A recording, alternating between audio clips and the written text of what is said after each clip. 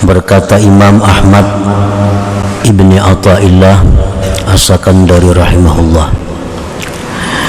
min jahlil murid ayyusi al-adaba fatu'akharal uqubatu anhu fayaqula law kana hadha su'a adabin laqata'al imdada wa awjabal ib'ada faqad yaqta'ul madada anhu min haitsu la yash'ur walau lam yakun illa man'al mazid wa qad tuqamu muqamal bu'di wa anta la tadri walau lam yakun illa ayyukhalliyaka wa ma turid.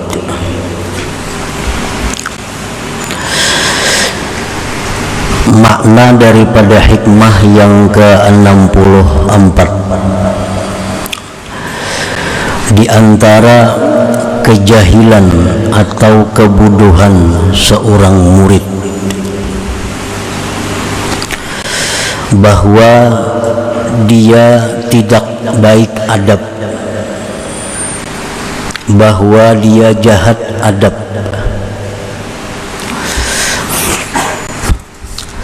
maka dilambatkan hukuman daripadanya.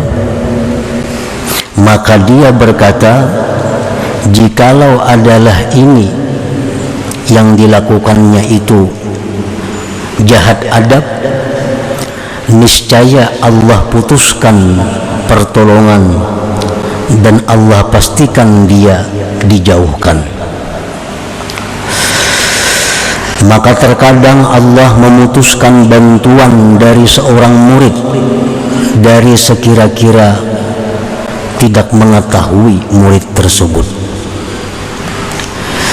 Jikalau tidak ada hukuman itu, melainkan dicegahnya pertambahan, niscaya itu cukup sebagai hukuman. Dan terkadang ditempatkan seorang murid itu pada tempat yang jauh dan engkau tidak mengetahui.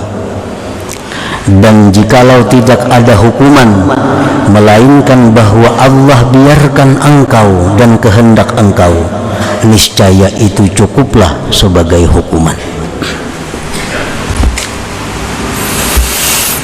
Itulah terjemah kurang lebihnya dari hikmah yang ke-64 ini.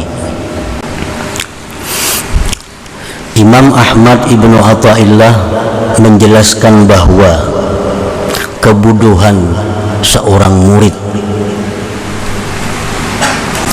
bahwa dia itu tidak baik adabnya, tidak baik adabnya, baik terhadap Allah atau terhadap Rasulullah Sallallahu Alaihi Wasallam, atau terhadap gurunya, atau terhadap kawan-kawannya. Ini murid tidak baik adab dan dilambatkan hukuman atasnya, kada langsung dihukum oleh Allah. Maka dia si murid itu berkata, jikalau yang aku lakukan itu merupakan jahat adab, niscaya Allah putuskan bantuan kepadaku, niscaya Allah pastikan aku ini diusir. Nah, maka terkadang Allah itu memutuskan bantuan kepada seseorang, orang itu tidak merasa. Contohnya, tidak ada pertambahan cinta kepada Allah, tidak ada pertambahan kedekatan dengan Allah. Ini satu hukuman yang mungkin tidak disadari oleh seorang murid. Kalau kita hari ini sama dengan hari kemarin, hari semalam, itu sebenarnya hukuman. Sebenarnya hukuman. Karena hari ini lebih dekat kepada kematian daripada hari semalam. Mestinya hari ini keadaan kita, hubungan kita kepada Allah lebih baik dari kemarin itu. Nah, terkadang itu kada disadari oleh seorang murid bahwa itu adalah hukuman dari Allah terhadap tingkah lakunya yang dianggap kurang beradab. Hari ini kita beribadah ada rasa hambar. Hari ini kita beribadah ada khusyuk. Padahal semalam kita beribadah bagus. Semalam kita beribadah nyaman. Kenapa hari ini kada? Nah, itu hukuman dari Allah. Mungkin ada tingkah laku kita yang tidak baik terhadap Allah. Nah, itu kadang-kadang kada terasa bahwa itu hukuman. Nah, hukuman itu kadang-kadang berupa pembiaran dari Allah. Allah tidak menegur kita. Apa yang kita kehendaki selalu ada. Apa yang kita inginkan selalu tercapai. Nah, ini suatu hal yang dianggap hukuman. Hendak ini tercapai, hendak itu tercapai, hendak ini mudah, hendak itu ada. Nah, jangan dikira bahwa ini adalah Allah sayang. Itu hukuman dari Allah. Karena kalau orang yang disayangi Allah itu kadang-kadang dia menemui kesulitan, kadang-kadang dia menemui musibah, sehingga hatinya selalu kembali kepada Allah Subhanahu wa ta'ala.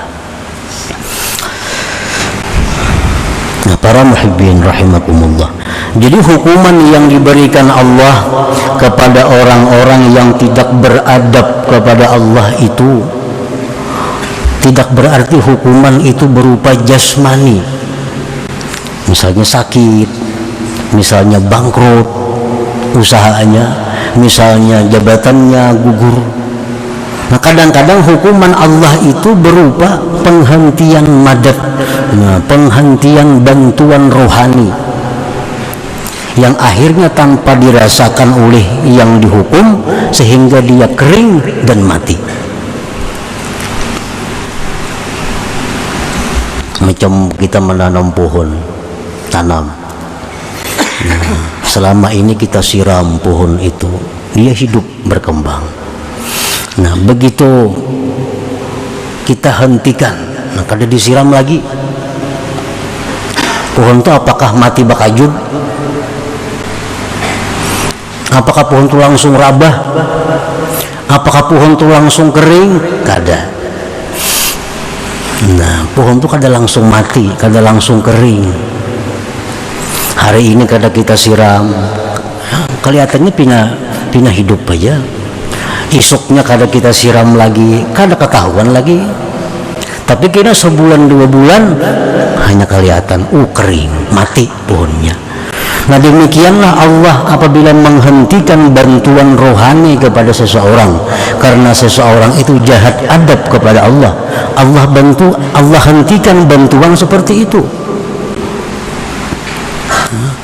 Orangnya sembahyang aja, berzikir aja, menuntut ilmu aja, tetapi rasa halawah, rasa kelezatan ibadah itu sedikit demi sedikit semakin berkurang pada diri orang itu.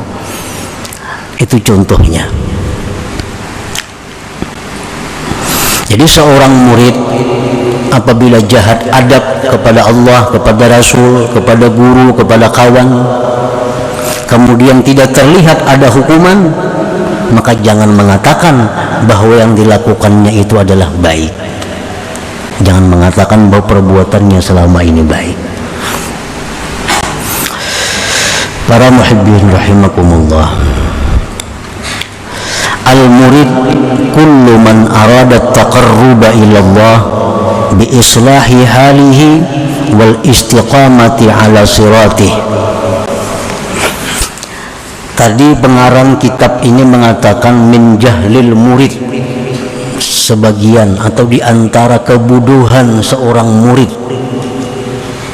Nah, murid itu macam apa ngaran murid itu? Murid itu kullu man arada taqarruba ila Allah bi islahi halih wal istiqamati ala siratih.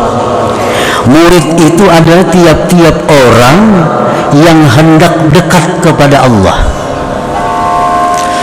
Orang ini hendak dekat kepada Allah dengan cara membaguskan keadaannya dan istiqamah di jalannya.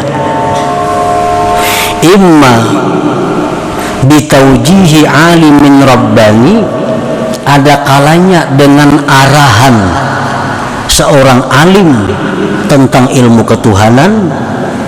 Syahidalahu sarihun bil istiqamati wat taqwa, yang menyaksikan bagi orang alim itu dengan kebaikan oleh orang saleh.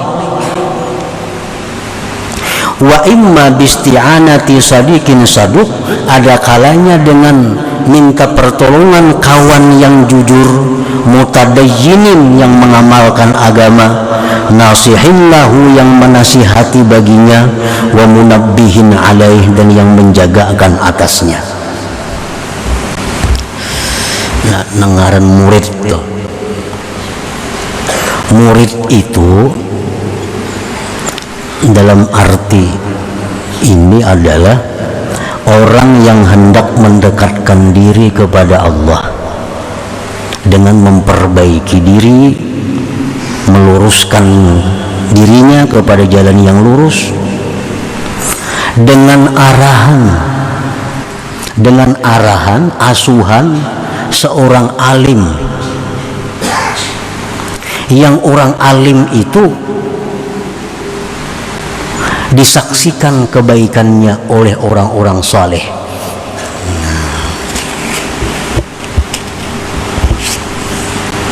Jadi kadangkala kita mendekatkan diri kepada Allah tanpa ada yang membimbing kita, itu kada bisa.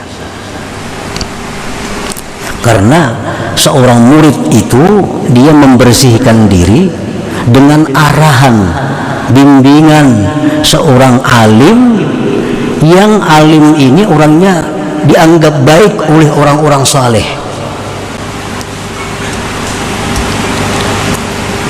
Nah, orang alim ini disebut as-syekhul mursyid, ngarannya guru yang membimbing.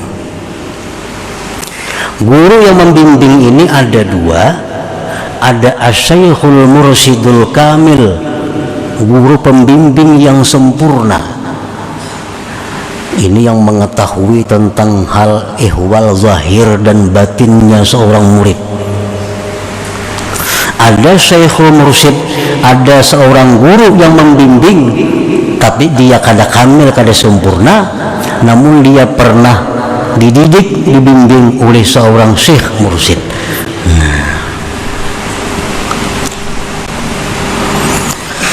Nah, atau kalau kada berisi guru yang membimbing itu, bisa juga minta pertolongan, bantuan kepada kawan yang jujur, yang mengamalkan agamanya, yang mau menasihati dia dan mau menjagakan atasnya.